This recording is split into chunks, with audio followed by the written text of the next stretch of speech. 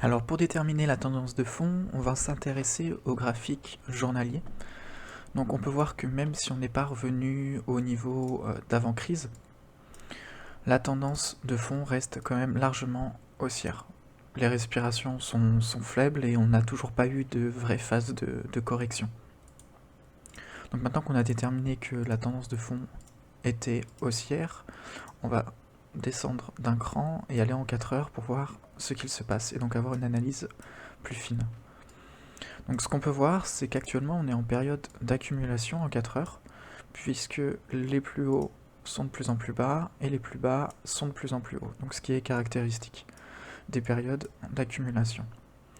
Ce qu'on peut remarquer également, c'est qu'on a une énorme résistance qui s'est formée, à peu près sur les 26 300. Et on peut voir que cette résistance, la seule fois où elle a été cassée, qu'on a clôturé au-dessus, elle a fait office de réintégration immédiatement. Donc on est venu 1, 2, 3, 4, 5, 6, 7 fois toucher cette résistance sans pourtant venir la casser. On peut néanmoins remarquer que les plus bas sont de plus en plus hauts et donc ce qui laisse penser à une configuration de breakout. Donc maintenant on va s'intéresser au graphique en 1 heure afin d'avoir une analyse encore plus fine.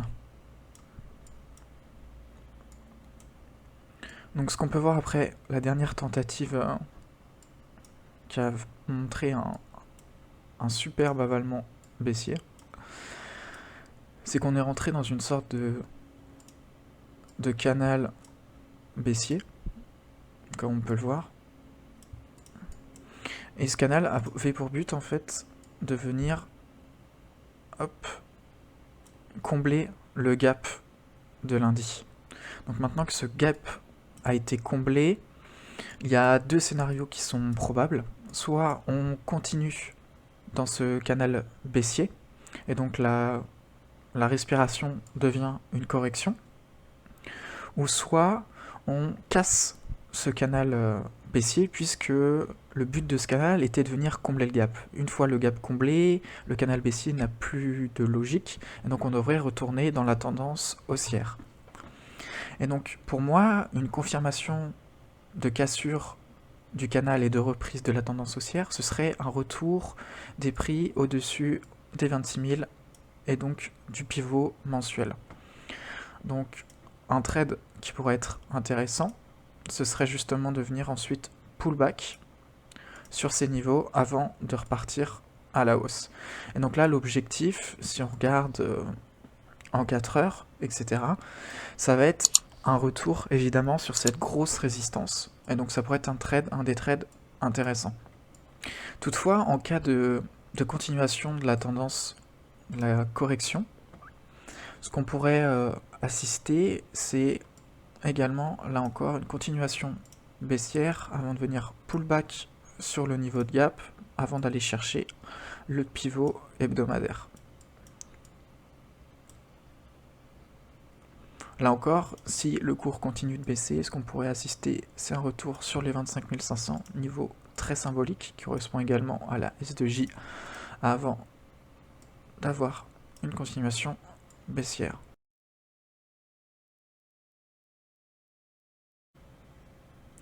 Donc maintenant, on peut se permettre d'aller regarder du côté de l'UT 15 minutes pour voir ce qu'il se passe.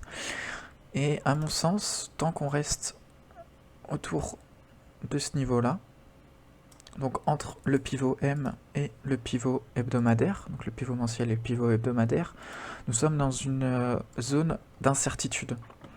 Il peut très bien se passer un peu tout et n'importe quoi.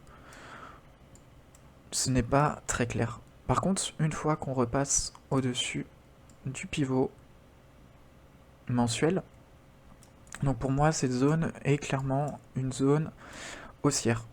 Et à l'inverse, si on repasse au-dessus du pivot hebdomadaire, il sera bien plus simple de considérer que la tendance, ou du moins on est en correction baissière. Et donc, à mon sens, Il est dangereux de trader entre le pivot mensuel et le pivot hebdomadaire, donc je vais ne pas trader entre ces deux niveaux. A l'inverse, je vais plutôt tenter des achats si le Dow Jones repasse au-dessus du pivot mensuel, et à l'inverse, si on passe au-dessus du pivot hebdomadaire, ce seront plutôt des shorts qui seront à privilégier.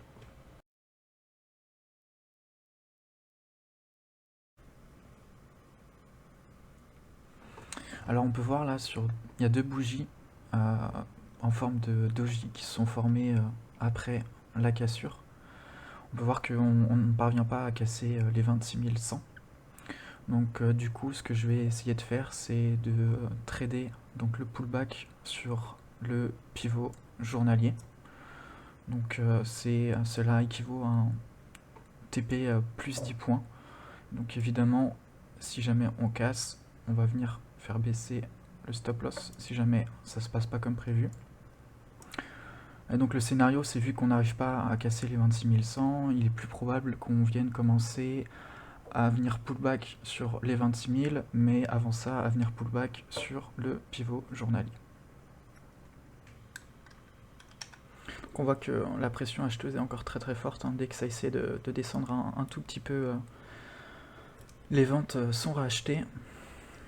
Pour l'instant, il n'y a pas de quoi s'inquiéter. Je pense néanmoins que si on essaie d'aller chercher à nouveau les 26 100, je vais essayer de clôturer avant pour ne pas avoir à payer les frais du stop loss garanti. On peut voir là, on est déjà en train de former un petit range, donc si on vient, je pense, clôturer au-dessus de ce niveau-là, je pense que ce sera très très mauvais signe, et donc je pense que je prendrai ma perte. Parce qu'on viendrait créer un nouveau plus haut après une phase d'accumulation, donc c'est vraiment pas bon signe.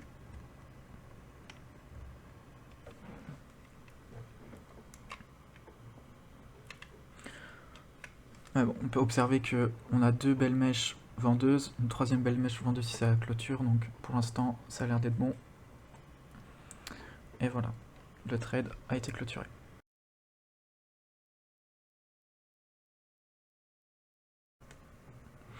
Donc après une tentative de rebond par les acheteurs, on voit que les vendeurs se sont manifestés. Et donc on est finalement venu casser le pivot journalier. On est venu pullback dessus et là on voit que la cassure a été confirmée avec cette très belle bougie. Donc comme on est censé venir réintégrer les 26 000, le pivot M, voire même le R1 4 heures, on va essayer de profiter de ce mouvement de pullback pour venir prendre les 10 points supplémentaires. Bien sûr, si on revient au-dessus du pivot J, mon scénario sera totalement invalidé et dans ce cas-là, je prendrai ma perte. Donc on va même descendre le stop loss garanti en cas de bougie tueuse. Donc là, on voit qu'on hésite un petit peu.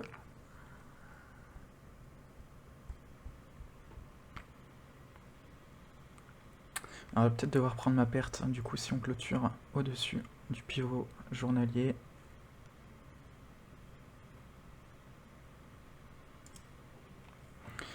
On a clôturé au-dessus, je prends ma perte.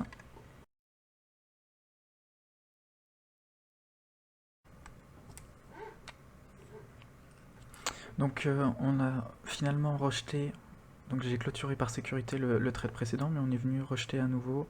On a essayé de revenir au-dessus du pivot, mais à chaque fois ça a été rejeté. Donc ce qu'on peut faire, c'est essayer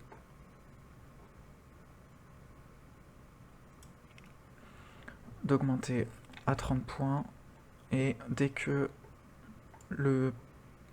sera possible de passer BE pour sécuriser la position, on le fera. Donc là on a une configuration de breakdown, c'est-à-dire que les plus bas sont au même niveau et les plus hauts sont de plus en plus bas. Donc c'est un breakout inversé, ce qu'on appelle un breakdown. Alors normalement, après un breakdown, on assiste d'abord à un pullback, et une fois le pullback effectué, on a là le vrai mouvement baissier. Donc je ne vais pas passer break-even tout de suite, parce que si je le fais, je risque de venir me faire stopper mon break-even avant que le mouvement s'effectue réellement. Donc là, on est sur le mouvement de pullback. Si jamais il s'agit d'un faux pullback et qu'on revient au-dessus du pivot J, là, le scénario s'invalidera totalement et je prendrai ma perte. Par contre, si là, cette fois-ci, on insiste à un vrai mouvement baissier après ce pullback, là, je viendrai placer mon stop break-even, puisque normalement, on ne devrait pas revenir sur ce niveau. Pour l'instant, je vois pas de raison de venir couper en perte. À part si une nouvelle bougie verte se forme. On est exactement sur les 50 du RSI, donc on est sur le niveau d'équilibre. On reste dans une configuration de pullback. Donc a priori, on est en train de rejeter les 50 du RSI.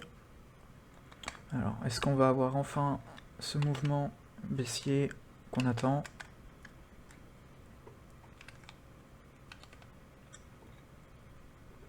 Donc on repasse en dessous du niveau des 26 045 et on commence à assister au mouvement qui nous intéresse. Et pas très folichon pour le moment, parce qu'on vient d'arriver sur l'ancien plus bas, forcément il y a une petite réaction. Une fois qu'on aura cassé ce plus bas, la réaction devrait être beaucoup plus franche, surtout qu'on commence à clôturer la bougie 5 minutes dans quelques secondes.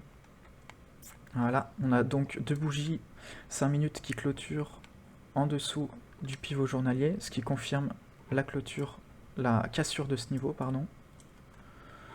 Donc on a le petit mouvement de réaction. Est-ce qu'on va venir casser ou non ce niveau? Les vendeurs sont en tout cas en train de mettre la pression, et donc on va pouvoir passer en break-even, et donc à 3 points. Donc même si vous voyez que je prends 3 points ici, ce ne sera pas vraiment le cas. Donc on a essayé de réintégrer le dernier plus bas. Pour l'instant, c'est un échec. Donc on devrait normalement venir descendre encore un petit peu. On commence à accumuler juste en dessous de ce niveau, donc c'est pas forcément très bon signe. Parce que les vendeurs se mettent enfin. Donc si on revient clôturer au-dessus des derniers, au-dessus de ce niveau-là, 26 035, je pense que je prendrai mon gain. Ouais. Donc la baisse n'a pas l'air de vouloir se faire.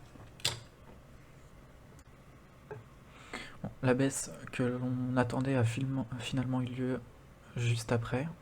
De toute façon, j'ai bien fait de clôturer puisqu'à mon avis, on aurait été stoppé break-even. Donc maintenant, ce qu'on va attendre, c'est juste que le mouvement de pullback vienne se faire, puis d'attendre justement une configuration de rebond pour se positionner à l'achat. Donc d'habitude, j'essaye de faire des TP plus 10. Là, on a essayé de faire un TP plus 30 puisqu'on commençait à initier le mouvement de pullback. Donc on peut voir que le mouvement de pullback, on est sorti un petit peu trop vite. Et donc là, maintenant, on va attendre la configuration inverse. Et je pense qu'on va essayer de monter l'objectif à 20 points.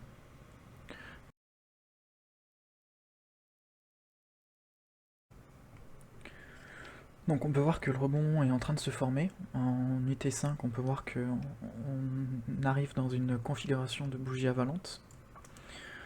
Toutefois, on peut voir que la dernière chute a permis de dessiner une oblique passant par tous les points hauts. Donc pour l'instant, on est en train de refluer sur cette oblique. À mon avis, si on casse cette oblique, ça pourrait vouloir dire que le rebond a effectivement lieu, mais tant que cette oblique tient, on reste dans le mouvement de pullback. Surtout que même si on est venu pullback sur les 26 000, le pivot M n'a toujours pas été validé. On n'est pas revenu sur ce niveau-là. Donc le phénomène de polarité n'a pas encore été confirmé.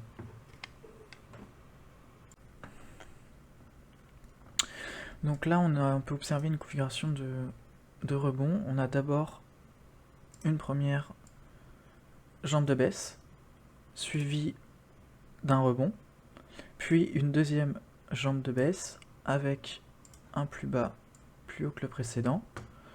Et donc ce qu'on pourrait assister en UT 5 minutes, c'est à une bougie avalante en deux temps. C'est-à-dire que la première bougie ne parvient pas à clôturer au-dessus de la bougie rouge, mais la deuxième bougie peut parvenir à clôturer au-dessus de la bougie rouge.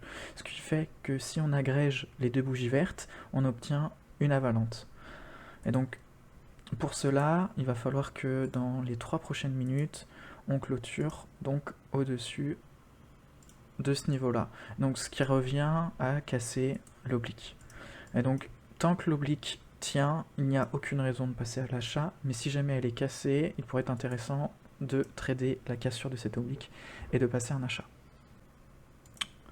Donc là on est en train de casser l'oblique, donc je vais passer un achat, cette fois-ci à 20 points, puisque l'objectif de la journée à chaque fois c'est de faire 20 points en scalp.